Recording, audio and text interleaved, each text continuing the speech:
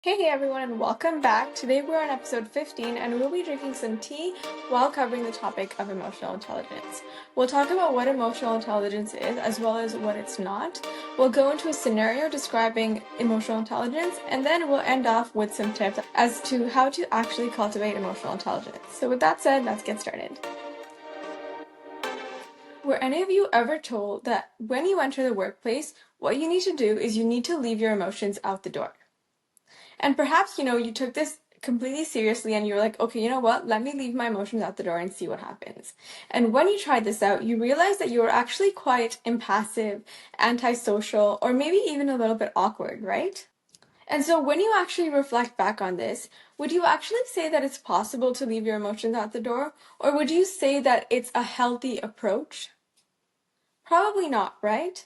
And you know what? You're not the only one, because neuroscience actually shows that we actually make better decisions when we integrate both logical reasoning and emotional reasoning.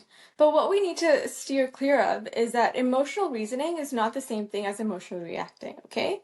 Emotional reasoning has more to do with emotional intelligence. So now you might be wondering, well, what really is emotional intelligence?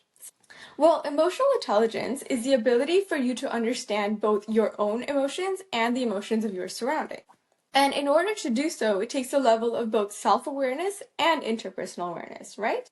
And so with that definition, you might be wondering, well, how do I actually navigate, or how do I go about being so emotionally intelligent?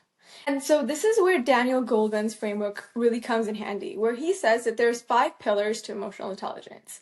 There's self-awareness, self-regulation, empathy, motivation, and social skills. And before we actually talk about how to integrate these 5 pillars into our work life, let's actually talk a little bit about what it actually means to understand, okay? And the reason I want to talk about understanding is because there's actually a lot of misunderstandings of what it actually means. Okay, so here's the question that I have for you. Have you ever heard somebody say, what you say is what you are, which means that what you see in another person is just a reflection of you? Because here's the thing, that statement does have some truth to it, but to be honest, it's actually really misconstrued. Here's an example, okay? So let's say you're at work and what you realize is that one of your colleagues seems a little bit upset or withdrawn when other people are receiving recognition for their work. And you realize that this might actually indicate that they're feeling a little bit jealous, but the emotion is also likely tied to something deeper. And when you make this observation, somebody else comments on your observation and says, you know what, the only reason you think that they're jealous is because you have that trait inside of you. So what would you think about that? The truth is, that's not actually true. It's not because you have that jealousy trait inside of you that you can see it into another person. The only time that the statement "what you say is what you are" actually is true is when somebody is making a judgment. And there's a difference between judging somebody and understanding somebody. In order to understand somebody, empathy is required. And in this very situation, it was very clear that there was empathy involved, right? Because you can tell, okay, well, because of XYZ, they may be feeling a little bit jealous, and then you move on. So there's understanding in that statement. And by no means is that understanding actually a projection of who you are, right? It's actually just you being able to identify their feelings and identifying where it comes from, which is actually a part of emotional intelligence. Here's actually an analogy that you can use to help understand where you're at in understanding another person's emotions, okay? So, let's say that us human beings are made up of a compilation of our emotions and our experiences. And in this specific scenario, there are 2 people, person A and person B. Person A has experienced 20% of emotions, and they're all scattered along different themes or genres. So, happy, sad, miserable, overjoyed, whatever you want to say. Person B has also experienced 20% of emotions, but they're all concentrated in one specific genre. And then person C comes along, and person A and person B converse with person C. And out of person A and B, my question to you is, which one do you think is more capable of understanding person C? I think based on the given information that it's pretty clear that person A is going to be more capable of understanding person C, right?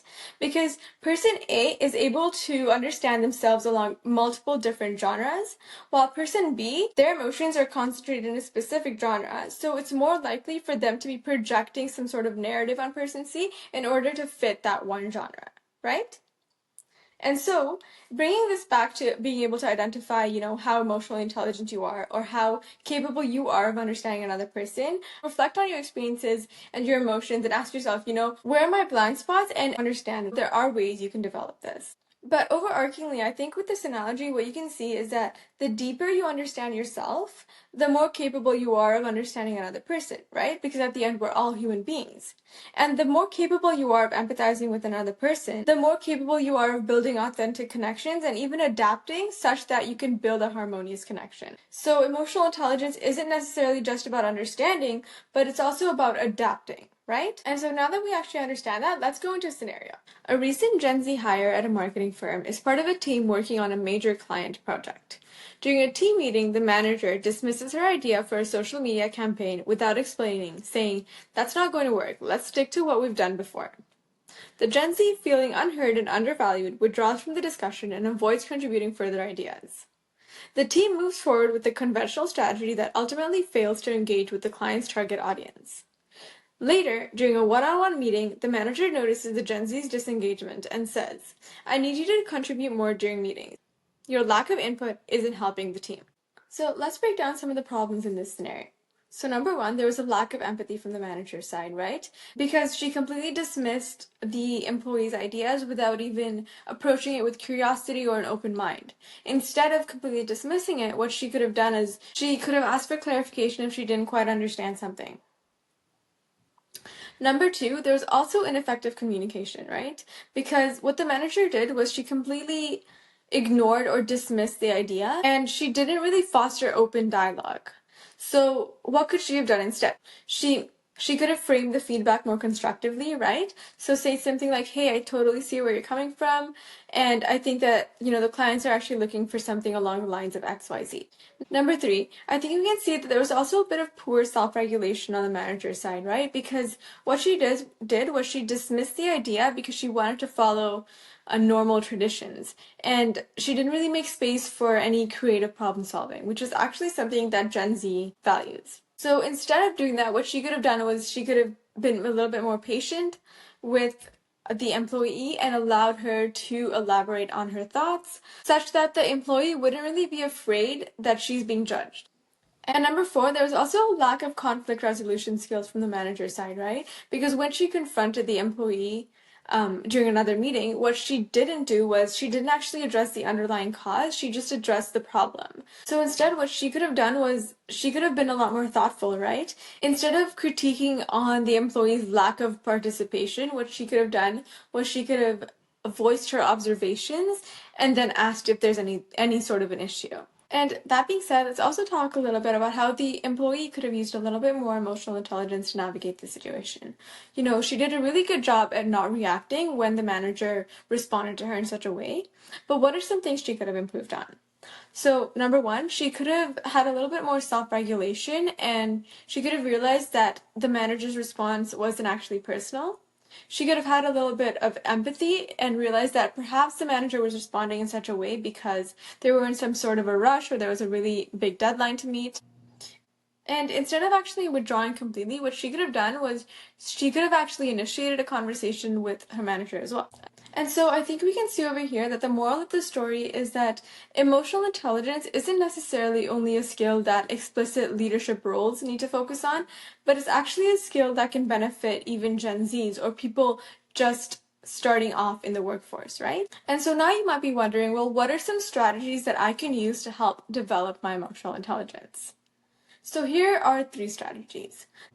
Number one, it's important to practice active listening and remaining curious. So when somebody tells you something, instead of, coming up with an answer or coming up with a conclusion about another person or whatever it may be, try to ask more questions so that you can get to the bottom of things, because the chances of the answer at that point being more accurate are higher than if you just jump to a conclusion. Number two, what you want to do is you want to actually develop a healthy strategy to ground your stress, right? Because when you have a healthy strategy to ground your stress, that's a way of self-regulating and preventing you from lashing out or reacting versus responding. And number three, when you're in social environments and you notice something that you like or something positive about another person, actually let them know about it. Because research shows that doing so doesn't only brighten another person's mood, but it actually brightens your own mood. And at the end, emotional intelligence is all about being able to connect with other people and build harmonious relationships, right? And this is just step one to doing so. And with that said, folks, I'll see you next time. This program is meant for entertainment purposes only. It is not meant to replace any educational programs or represent a professional coaching program. All examples provided by the author and speaker are purely anecdotal and are not meant to represent any institutions or companies in affiliation with the creator.